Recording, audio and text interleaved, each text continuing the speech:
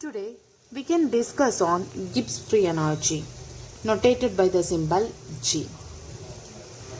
What's the purpose of introducing this Gibbs free energy in thermodynamics? Because to predict the direction of spontaneity. Then before going to the connection between this Gibbs free energy and spontaneity, we can tell about first with Gibbs free energy. It is defined as the maximum amount of energy available to the system that can be converted into useful work during the process. So just imagine this is the system, here the process, the chemical reaction or any other process it is going on here. So you know that here there is a amount of energy it's there. So what is the maximum amount of energy and when it is converted to the useful work? This amount of lot of energy here, in that energy how much amount of energy it is converted to the maximum work when the process is going on. So that it is said to be the Gibbs free energy. Energy in the system when it is converting into the form of work, how much amount of energy it is converted, that energy we are calling the name, it is Gibbs free energy. So one mathematical term, it's the finding out the Gibbs free energy G, that it is H minus Ts. You know that H is enthalpy, T is the absolute temperature and S is the entropy. Yes, so some of the characteristics of Gibbs free energy we can discuss now. It is one of the state function. That means it is considering the initial and final stages, not the path depending factor. Then it is an extensive property. Then another thing we already discussed, to predict the direction of spontaneity, for that Gibbs free energy it is introduced. And if we are considering G alone, it's not so much useful one. So for that, instead of that, delta G we introduced here. So that we know that it is a change in Gibbs free energy. It is more useful for predicting the direction of spontaneity. So delta G is more important than G. So first one we can discuss on Gibbs-Helmholtz equation or Gibbs equation. This is very important equation. It is needed everywhere in chemistry. So derivation of the Gibbs-Helmholtz equation we can discuss first, and afterwards finally you can get this equation. Right. So for that, start with internal energy equation. H is equal to U plus enthalpy equation, that is equal to internal energy plus PV. Enthalpy is the sum of internal energy and pressure volume relationship. And you know that this you studied just before, G is equal to H minus Ts. So if you know the H value, this H value just apply into this place of this H. So equation 1 you have to be just apply into the equation 2. So what it will be resulting, G is equal to U plus, this place we added, substitute this one now. So U plus PV minus Ts. Okay, so here just apply change how the way we are representing the delta. Once when you are giving the delta here, the outside of the equation, this side also we have to be applied the delta. So delta it is applicable to the whole part. So just imagine this process if it is carried out at constant temperature and constant pressure. If such a situation, what it will be resulting, that we are going to be check now. So first we are applying the delta everywhere. So delta of the whole equation, then delta U plus P delta V plus delta when you are applying this, first one P delta V, then V delta P, likewise. Okay, then T in front of this delta when it comes, T delta S and S delta T. But we consider this as a constant temperature and constant pressure. Constant temperature means delta T it is equal to 0. Constant pressure it is equal to delta P it is equal to 0. That we studied. So here delta T if it is 0, this term it cancel. Delta P also cancel. So what it all remaining? Here you can see that delta U plus P delta V minus T delta S. It is remaining. Delta U plus P delta V, you studied that delta H. H is equal to U plus P, which is before we introduced it. So the enthalpy change you studied it as delta U plus P delta V. So delta G is equal to delta H minus T delta S. Okay. So this equation we are calling the name is Gibbs-Helmholtz equation. This is very important one, or Gibbs energy equation. This one, it is very useful for predicting the spontaneity or feasibility of a process. That we can check it now. In this video itself it will be included. Then now we can tell about the free energy changes units. So delta H, its unit you know that it is joule. Then temperature unit it is, you know that it is Kelvin. Then entropy's unit you studied just before, joule Kelvin raised to -1 or joule by K. So K and K just cut it each other. So this one's unit joule and this one's unit is also joule. So all together we considered as delta G. The free energy change, its unit it is joule. Here I written. Okay. So joule it is the unit of free energy change.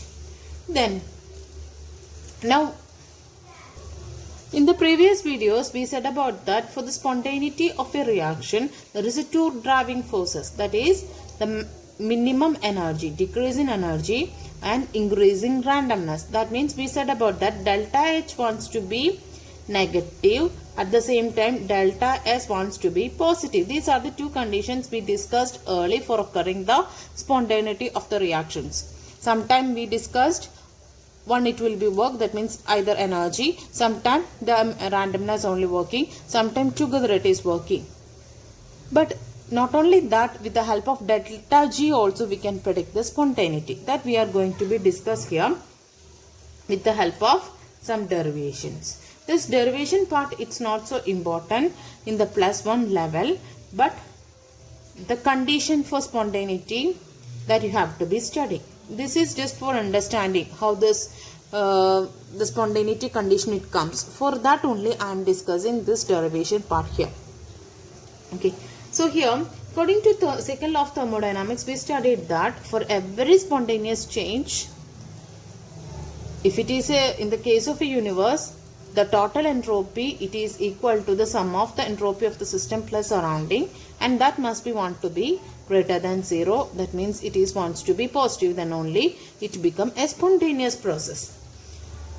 Right. So here for continuing this derivation we have to be assume some conditions, that it is constant temperature condition we need and pressure. That means delta T is equal to 0, delta P is equal to 0, that it is needed. Not only that, we are considering here system and surrounding. So that we need to be suppose that surrounding have lost the heat while system is gaining this heat at the same time. If this is the system, this is the surrounding. Surrounding, from that the heat it is applied to the system. So system is gaining, surrounding is losing the heat. Likewise situation we are preferring now.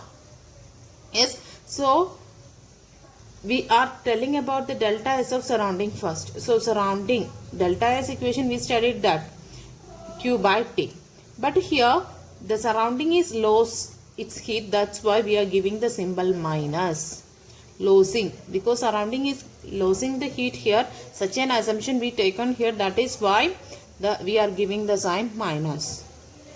But QP we studied that in the previous videos we discussed about that how the QP it is equal to delta H.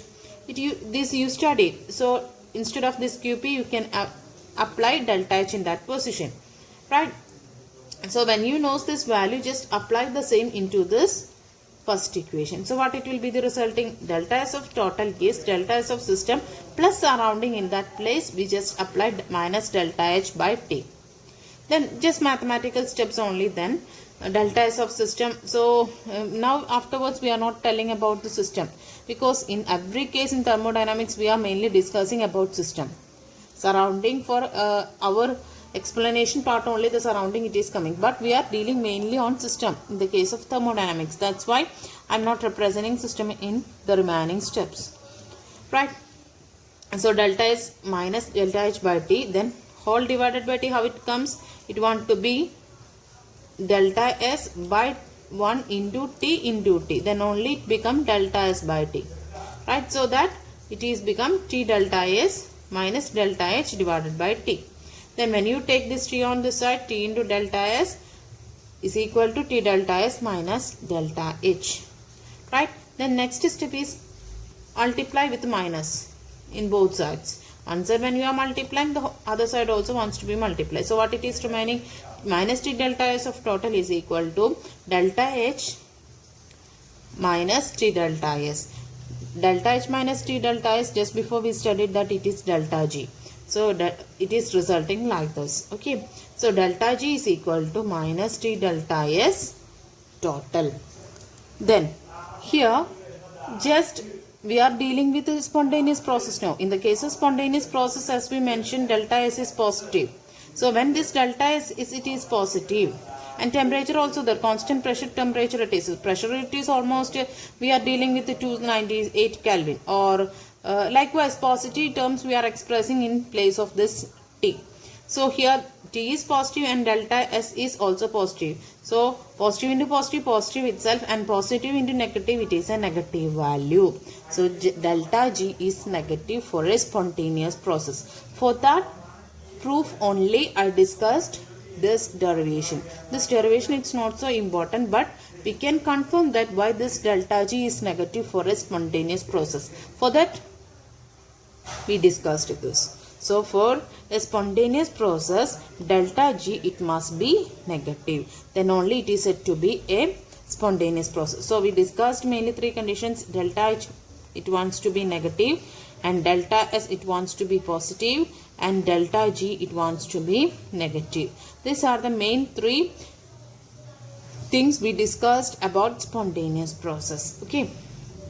Then we can, with the help of Gibbs-Helmholtz equation, we can predict the feasibility or spontaneity of the reaction once again.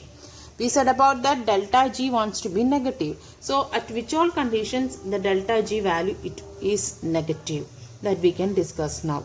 So here there is some assumptions it's there.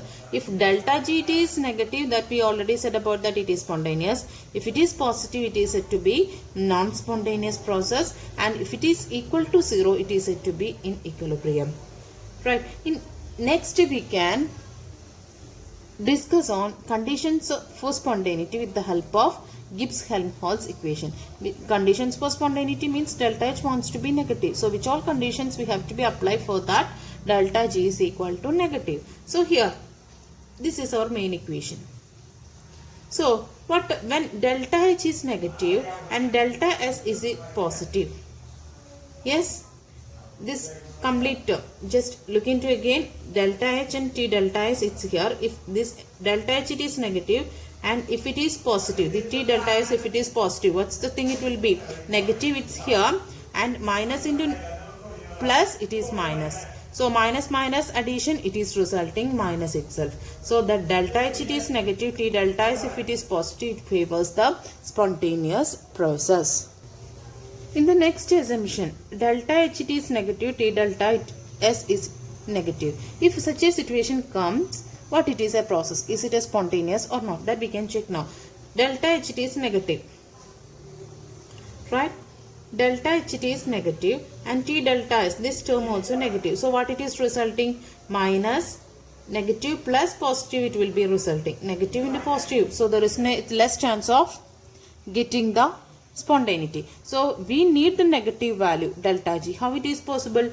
If delta G H value, if it is a bigger value, the answer it will get in the negative value. No. So for occurring this condition, delta G is negative. For that, delta H if it is negative, T delta S if it is negative, at that time if delta H is greater than T delta S, so that time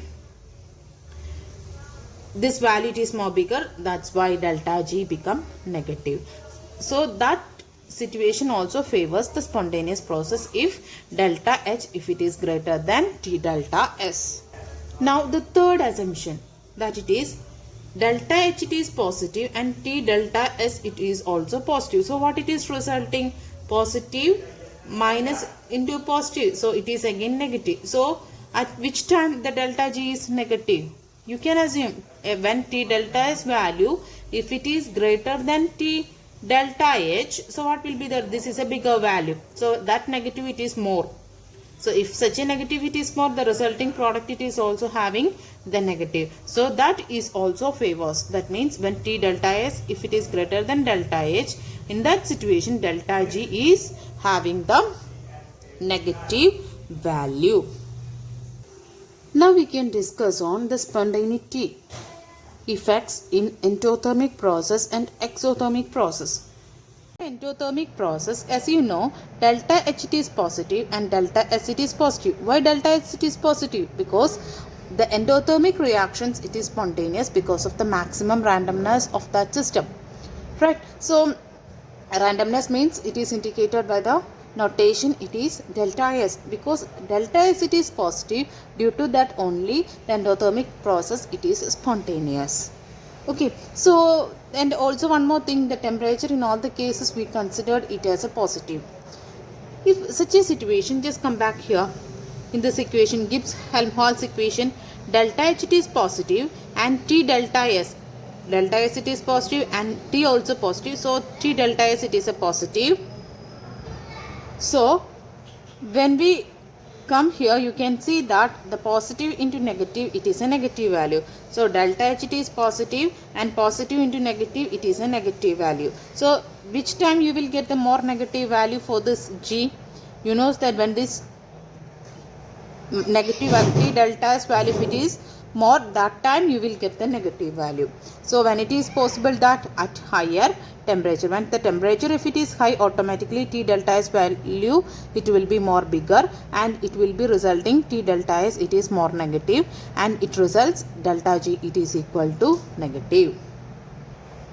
So we can conclude that the endothermic process it is spontaneous at high temperature. When it is a low temperature, what will be the thing? It will be the delta H it is positive. Then if it is a low temperature, the negative value it is less only. So when we add it together, so the resulting value to become a positive. So there is no chance of spontaneity. So spontaneous process in the case of endothermic it is occurring at higher temperature. In the case of exothermic reaction, as you know, delta H is negative, delta S it is negative. Why? Because we know that minimum energy attainment is possible in the case of exothermic. So disorder is very less. That's why negative it is the delta S value. So just assume negative into negative it is a positive value. So negative positive, there is a less chance of spontaneous. So when if the temperature if it is having less or high, there is a chance of spontaneity. So if it is a low temperature, if this is a low temperature, what will be happening?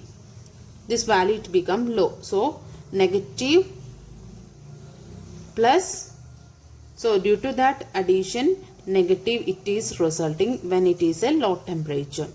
But when it is a high temperature, surely this is a high value, so this is a positive value and this is a negative value. High value minus low value, high value it will be resulting. So at high temperature delta G become positive and it is a non-spontaneous process. That is happening in the case of an exothermic reactions.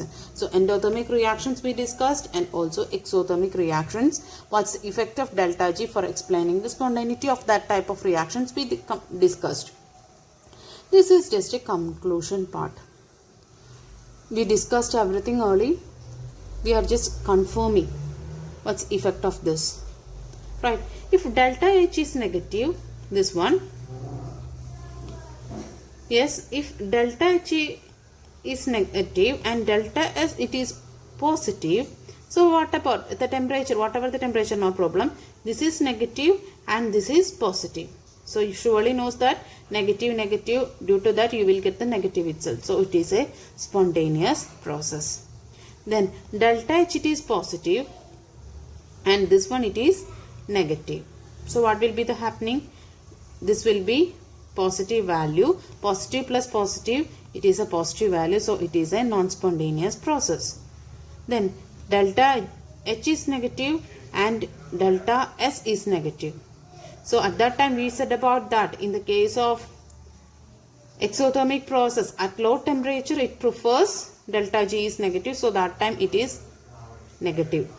Yes, exothermic is the negative value. So at that time you know that negative negative, so that situation there is a chance of positivity. So when temperature is low, so that time there is a chance of negative, so that time we can say that it is spontaneous. When it is high, just before we discussed what will be happening, it is just explained here. Now we can discuss two more options. When delta H it is positive and T delta S if it is positive, not a T, delta S if it is positive. So this is positive and this term it is positive. Yes, this is positive, and when positive into negative there is a chance of negative. But if temperature is high, you know that this total value become highly negative, so it will be resulting delta G it is equal to negative. But if the temperature is low, so there is a chance of less negative chance, so it become non-spontaneous. Okay. Now we can tell about one important chemical relation. The derivation part and all no need to study in the +1 level. So just study about that, this equation. This is the standard you know that notation. This is our reactions case. So standard Gibbs free energy change, it is related to equilibrium constant. Equilibrium constant, this is the term in the equilibrium chapter. In that chapter you will study about this equilibrium constant in detail, right? So there is a relationship between this, that it is equal to minus 2.303 RT. R it is a gas constant, T is the temperature, and this is logarithm, that also you will study later, and K is the equilibrium constant. This relation it is very helpful for doing some problems in the +1 level. Then on the basis of this entropy, Gibbs free energy, there is a one more law of thermodynamics it is introduced, that it is the third law of thermodynamics. According to this law, it states that the entropy of a pure crystalline substance approaches zero when the temperature approaches zero. What it is? Just assume the solid substance. Solid substance means you know that closely packed structure. So when the temperature, if it is approaches zero means it's 0 Kelvin. It is not an easy thing in the normal atmosphere and all. It is very difficult to attain that the 0 Kelvin in the normal situations. So that's why this is one of the limitation of this third law of thermodynamics. It is applicable in the case of an ideal crystals. So just assume here this is a solid substance. So we are giving 0 Kelvin. That means we are not giving any temperature. So what about the entropy of the system? If any temperature gets, that time only they starts to collide with each other and they are introducing the disorder. That time only entropy will increase. But if there is no temperature or no other disturbance, what about this solid crystal? It will be remaining as such. That means there is no disorder. If there is no disorder, what about the entropy? Entropy is equal to 0. That is, it is said by this third law of thermodynamics. This third law of thermodynamics, I am reading again, states that entropy of any pure crystalline substance. Crystalline substance here, it is mentioning the solid substance. So if the solid substance, if it is having the perfect ordered arrangement, that type of solid substance we are calling the name is crystalline substance. That solid state you will study the second year, +2 second year in the solid state. One chapter it's there. That time you will study about this term crystalline. Okay, perfect ordered arrangement of a solid, it is said to be the crystalline substance. So the entropy of any pure crystalline substance approaches 0. Entropy is 0 as the temperature approaches to absolute 0. Okay, so this is said to be the third law of thermodynamics. That's all about this Gibbs free energy and third law, right? So study well this chapter, all the portions we completed. Okay, thank you.